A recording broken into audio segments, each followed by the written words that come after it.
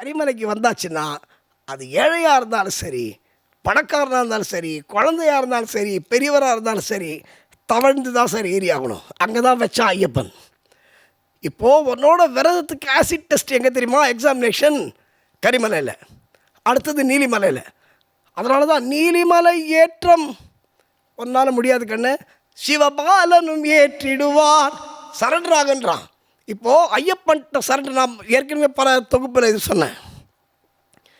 ஐயப்பன்ட்ட நீ சரண்டர் ஆகிட்டன்னா ஒன்று அவன் பார்த்துப்பான். என்னோடய லைஃப் அப்படி தான் சார், என்னோடய லைஃப் அப்படி தான். என்னோடய லைஃப்னால் வந்து பெருமைக்கு நான் என்ன பெரிய ஆளான்னு ஒன்றும் கிடையாது. ஆனால் ஒவ்வொருவருடைய வாழ்விலும் ஐயப்பன் உங்களுக்கு துணையாக நிழலாக வருவான் என்பது சத்தியம். இதை நீங்கள் சபரிமலைக்கு போகும்போது மட்டும் இல்லை, வருஷத்தில் 365 நாளும் நினைக்கிறோம். எங்கள் நம்பியார் சாமி சொல்லுவார், சார் ஐயப்பன் சீசன் வந்தாச்சு அப்படின்வார்.